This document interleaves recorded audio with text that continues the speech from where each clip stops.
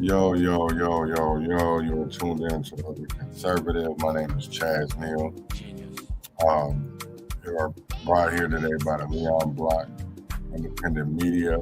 Urban Conservative is all about transparency, accountability, the news on the streets, and what harms our community the most.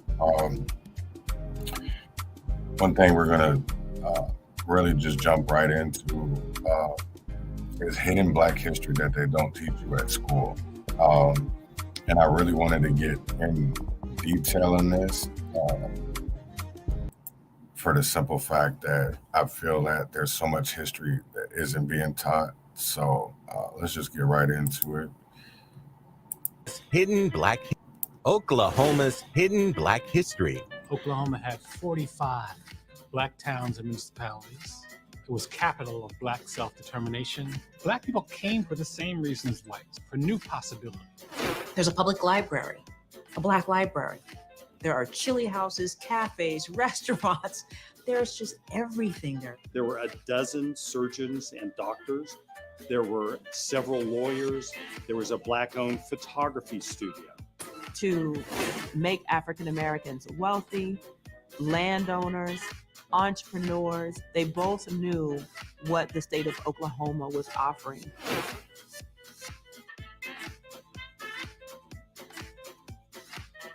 Oklahoma represents a unique time period in Black history that most African Americans are unaware of, but not many people know this, or that the town still contains prominent remnants of the beginning of Black glory and Renaissance, the 13 all-Black towns. Well, I'm here to change that. Oklahoma was once thought to be the land of opportunities, especially for African Americans. To this day, it can be seen as the Black capital of all America, and for good reason. Oklahoma was known for its Black Wall Street. But what most of y'all don't know is that Oklahoma actually had around 100 Wall Streets. Of course, these were all smaller versions, but they were prominent enough to be noticed, and some of them still exist today. But how did Oklahoma get these exclusive Black towns during an era of Oklahoma's hidden Black history?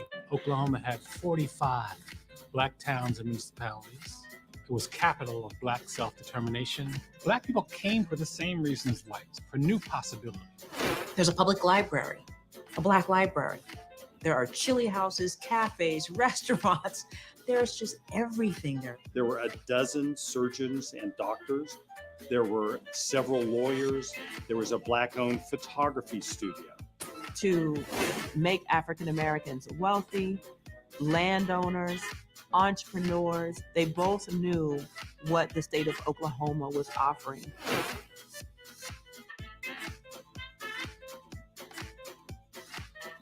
Oklahoma represents a unique time period in Black history that most African Americans are unaware of, but not many people know this, or that the town still contains prominent remnants of the beginning of Black glory and Renaissance, the 13 all-Black towns. Well, I'm here to change that. Oklahoma was once thought to be the land of opportunities, especially for African Americans. To this day, it can be seen as the Black capital of all America, and for good reason. Oklahoma was known for its Black Wall Street. But what most of y'all don't know is that Oklahoma actually had around 100 Wall Streets. Of course, these were all smaller versions, but they were prominent enough to be noticed, and some of them still exist today. But how did Oklahoma get these exclusive Black towns during an era of intense racial opposition?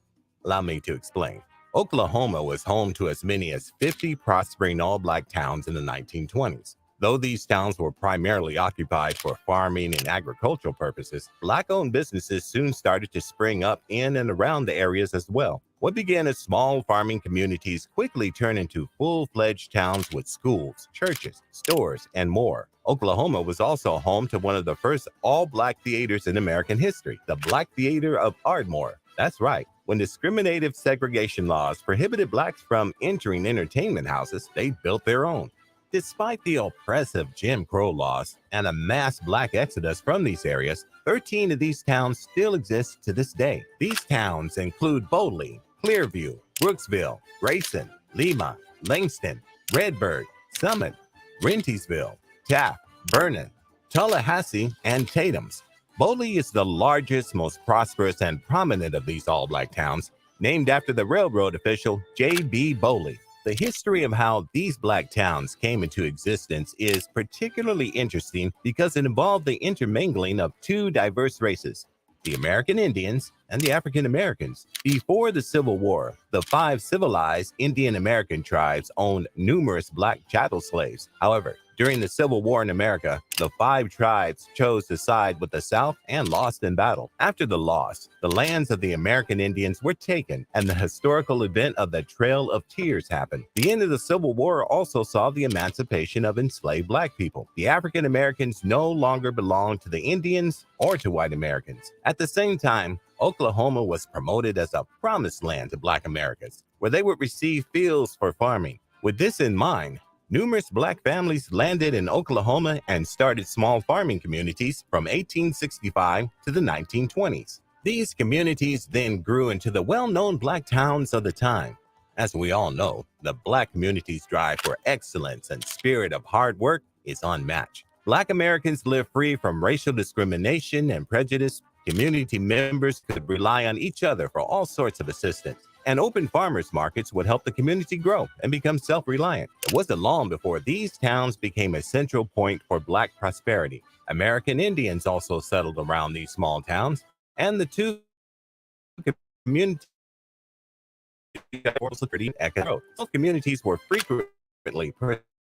There were reasons for them to join hands and establish their own independent lands with help from one another. Oklahoma was the hub of prosperity, unity, and growth for the black community. At this point, E.P. McCabe, the former state auditor of Kansas, pushed Congress with legislation to declare Oklahoma as the first all-black state. But this dream remained just that, as Congress rejected the appeal. Before the towns could progress further, strict and highly prejudiced laws were established in America that severely hindered black Americans' flourishing. Strict Jim Crow laws were established throughout America, and racial segregation was firmly established. Disillusioned by the state of affairs in what was supposed to be the new black Mecca, many African Americans fled their towns in search of better opportunities. Over the years, the 50 black towns dwindled as the black population reduced, and now only 13 of these exist in the 21st century. The all-black state dream was never actualized. But Oklahoma did see numerous accomplishments being achieved by the black community, which quickly changed their status in the country. Despite the resistance, the 13 historic all-black towns are a small reminder of what the African American community is capable of. That's it for now, folks. But keep watching this space for more interesting content about black history and more. And of course, don't forget to hit the subscribe.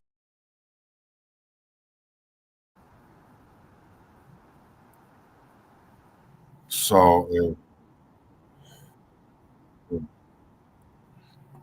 if you are interested, that is Black History Unlocked. And I will put the name of the channel in there. And it honestly, I learned a lot by watching. Not only do they have this video, but they have other videos that are very, very, very informative, I believe anyways. So let's watch this other one. It's about 13 minutes long, but I really want people to really see what we're not being taught, because that does matter.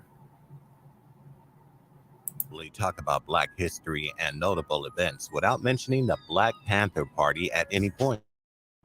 The interesting revolution was one of the things that changed the perspectives and lives of black people all over the United States of America. One of the major turning points in the history of African Americans is the 1960s civil rights legislation that was passed. Racial oppression was a constant part of every black American's life in that period. Well, it's only slightly different now, but back in the 1950s, black people decided they had had enough, and it was time for them to fight for their rights. As a result, the American Civil Rights Movement began. Protesting against racial segregation and discrimination, the enslaved black Americans got a chance at emancipation with the basic civil rights they got in the 14th and 15th Amendments to the U.S. Constitution. Although this amendment happened in the 1960s, Black Americans were still discriminated against because of their race. The government couldn't provide federal protection to these civil rights for Black Americans. This is why different groups of Black people came up, deciding to protect themselves as much as they could. One of the products of this meaningful decision is the Black Panther Party. It was a thriving solution to the problem, till the unthinkable happened and everything came crashing down. So what exactly happened to the Black Panthers? Let's find out. We hate oppression. We hate murder of Black people in our communities. All the people don't have justice, and all the people don't have power, so that means none of us do. You can jail revolutionaries, but you can't jail a revolution.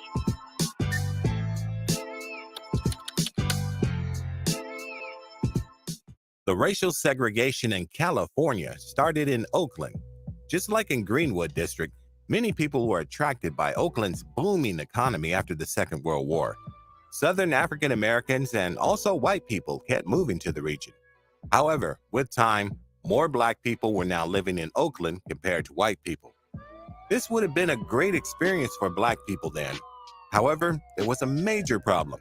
The city's police force. White people majorly dominated this police force. With the combination of a dominantly white police force and a group of ex-Southern whites, all the Black Americans had was more experiences of segregation and discrimination coupled with police brutality. This continued until a couple of young people said it was enough. This final resistance was provoked by a tragic incident. An unarmed Black American teenager, Matthew Johnson, was murdered by a San Francisco policeman. It was bad enough that the murderer wasn't arrested. Then the situation escalated as 12,000 National Guard troops were sent to terrorize residents who had no form of defense, only because they were angry that a cop had not been arrested. Who wouldn't get mad? A teenager was killed for absolutely no reason. It was this event that finally led two Oakland residents, Bobby Seale and Huey Newton, to create the Black Panther for Self-Defense Party. This self-defense party was created to serve the major aim of promoting equal employment, housing, and justice for all while protecting Black communities all over from police brutality. The principles of this Black Panther self-defense party were greatly influenced by some of the philosophies of Malcolm X regarding Black pride. Also, the party was solely inspired by Malcolm X's belief in using armed self-defense to escape white oppression. The Black Panther Party wasn't only created as a protection against police brutality. It was glaring that there were certain capitalist and superior Black people who also participated in oppressing Black people with less social and economic statuses. This was happening very frequently, and the Black Panther Party decided they had enough. Founded in 1966, the Black Panther Self-Defense Party provided armed citizen patrols, monitoring police activities in Black communities all over Oakland and other cities in the United States as they expanded over the years. As they continued to patrol, they began to gain more popularity and attention from different people. Creating political and social activities in the Black community, more Black people started to join the cause, increasing the reach of the beneficial party. As the reach increased, Black Panthers got support from cities and urban regions that had large minority communities. Some included Philadelphia, Los Angeles, New York, and Chicago. With all this, 2 years after its establishment, 1968, the Black Panther Self-Defense Party had around 2,000 members supporting its cause around the United States of America. Like every other successful organization, the Black Panther Self-Defense Party, or as it was more regarded, the Black Panther Party, had its running laws and principles that kept it going. As they drew on Marxist ideologies for running the party, there was a special outline for the political objectives and philosophical views of the company. This outline was called the 10-Point Program in the party. The 10-Point Program had an outline of all the goals of the Black Panther Party and what they wanted for Black Americans all over the country. These 10 points are: freedom and power to determine the destiny of the community, full employment for Black people, end to robbery done by capitalists of the Black community, decent housing for Black Americans, proper education teaching the true history, Black men being exempted from military service, an immediate end to police brutality and murder, freedom for all Black men held in prisons. Black people on trial should be judged by people from Black communities. Save yourself, ditch the almond milk.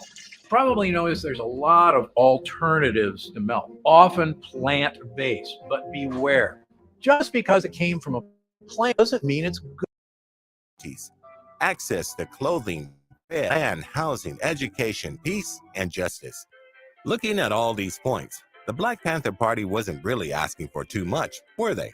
The Black Panther Party didn't just make this list of things they wanted for the Black community without acting. They carried out different plausible actions. The Black Panther Party continued their patrols in accordance with the California law, which allows them to carry out firearms in public. However, the racist legislators in the state decided to carry out a racist bill which aimed to make carrying firearms in public illegal. The main aim of this was just to destroy the new power balance that Black people now had access to. The Black Panther Party decided to protest to stand up for their gun rights.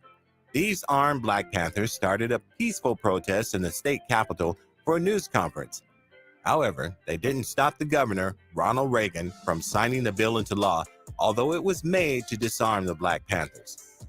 However, this didn't stop the Black Panthers from doing their best for Black communities all over. Local chapters of the Black Panther Party in different Black communities carried out different community programs, which they called survival programs. One of these was the Free Breakfast Program, which was a huge success. The Black Panther Party fed 20,000 children every day. They also had a free food programs for families and elderly people in the community. The Black Panther Party also sponsored Black children's schooling, legal aid offices, health clinics, sickle cell testing centers in different cities, and local transportation and clothing distribution all over Black communities. These actions were significant as they serve as a huge support for low-income Black communities. As a result, the Black Panthers kept gaining more popularity and support from people all over. By 1969, 3 years after its establishment, Black Panther Party had 49 local chapters with a total of 5,000 members. At this rate, Black Panther Party had reached its peak till it wasn't there anymore.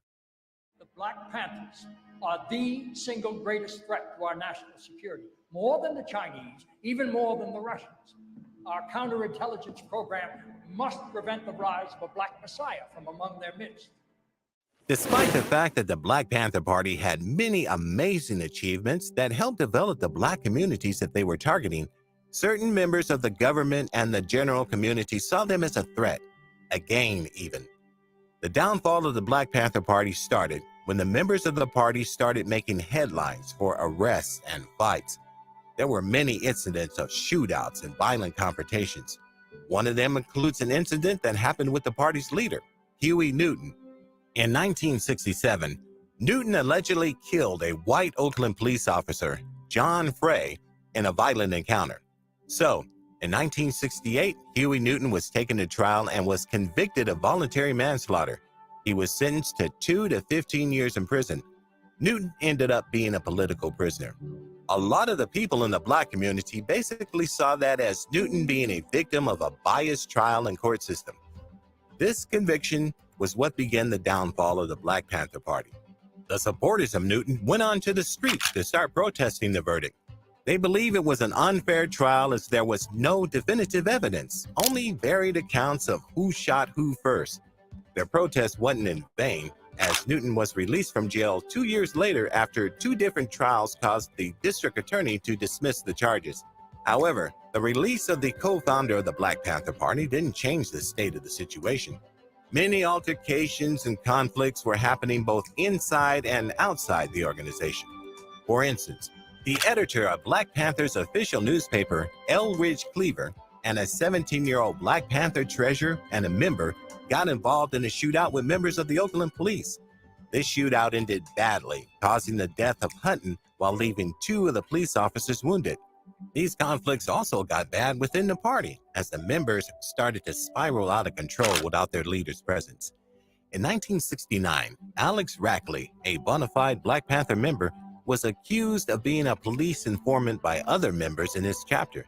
This resulted in him getting tortured and murdered by the members. Another example of this eternal conflict is the death of one of the Black Panthers' bookkeepers, Betty Ann Patter. She was found beaten and murdered in 1974, long after Newton got out of prison. Although nobody was charged with her death, many people believe that the leaders of the party were responsible for it.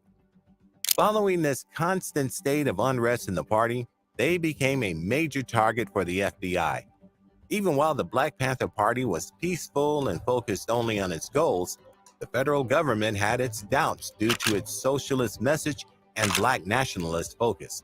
This is exactly what made them attract the attention of a secret FBI counterintelligence program.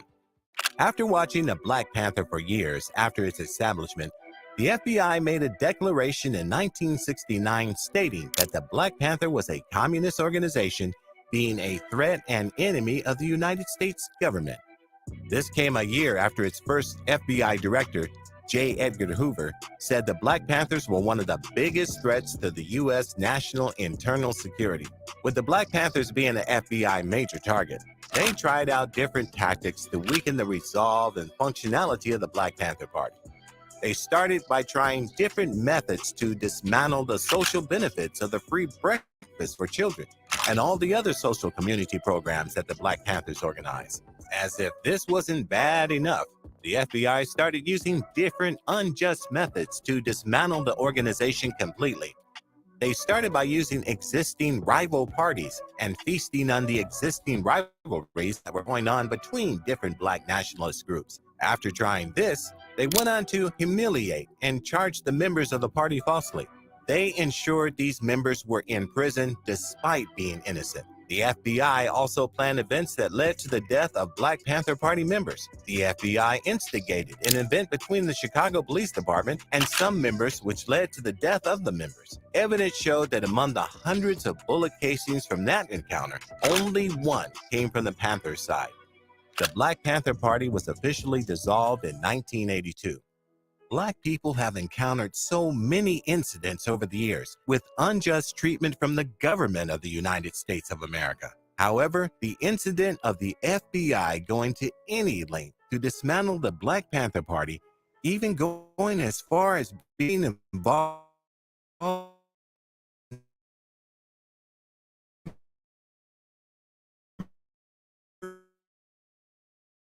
some of its members and never before. The ideal college serves an A-plus school and A-plus city, and that's exactly what you'll find at In what year will the human population? So we are back. I just know that from my own experience of being a Black man and going to school, there's a lot of things that I've learned as being an adult that I'd never learned as a kid.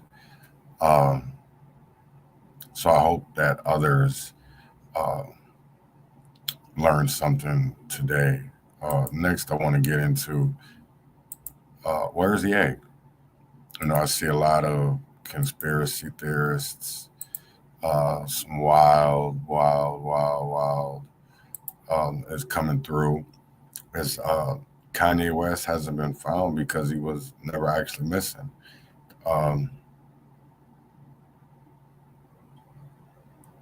Yeah, I mean, I would think that he has, family. He's got kids, so I would think that that somebody would have said something instead of just, yeah, it doesn't make any sense to me. He was last spotted on December 18th. Yeah. Yo, where is my dude Kanye at? Where's Kanye? Kanye was politically vocal in a number of podcasts and dropped from a number of partnerships, including Adidas, Balenciaga for anti-Semitism in October. It's crazy that people even say that because he Yeah, anti-Semitic, my ass. Um, I'll never understand that. Anti-Semitic. Wow. Yeah, insane. But yeah, he's not missing. You know what I'm saying? Like you can't be of that stature, have that much money, and just be off the face of the earth. The man's just not a. He's living his life. He's being private right now. There's a lot of times where um, I feel like a lot of people should just get off the grid because we all do it. There's situations where sometimes we just need to get off the grid. Um, but I hope that people really learn something today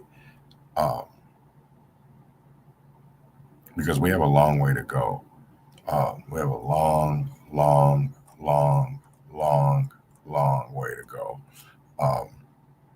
before we can even. This really trips me out, though. The ideal for vaccination was introduced from the African tradition of inoculation by an enslaved person named Onesimus.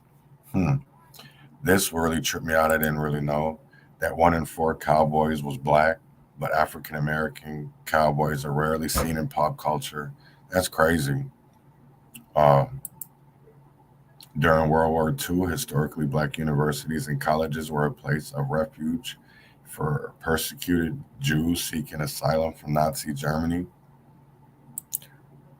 I knew this one, that Katherine Johnson was a mathematician for NASA whose work was critical to sending astronauts into orbit and landing on the moon. There's actually a movie that they did about that, and it was actually a really good one. Dr. Gladys West provided the calculations that led to modern day GPS. I think that is a really big one for me because I don't even think people even know who Dr. Gladys West is. You know, she was a mathematician. She was born Sutherland, Virginia.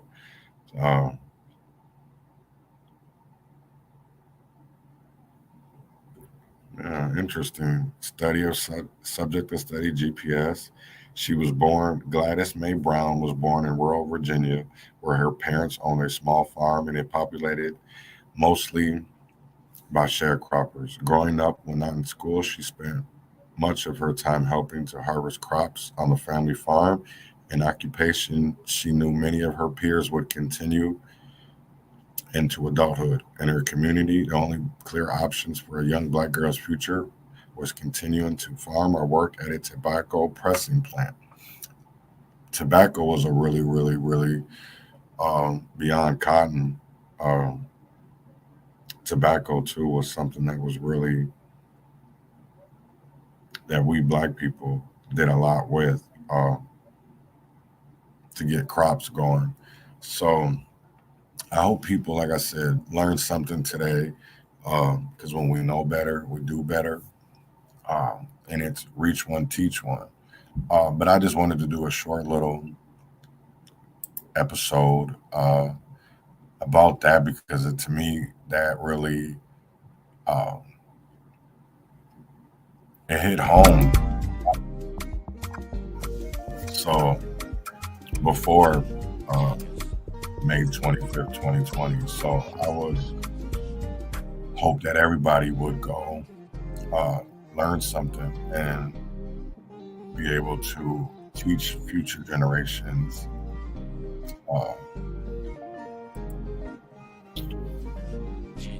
the way, man. Like, because we really, really, really, really need to educate our people, man, so that we can overcome this poverty, this trauma, this generational poverty, and just overcome it. So until next time, won or failed, freedom or jail, heaven or hell. Wishing well. Every day, fighting for my life. Every day, fighting for my life. Fighting for my life.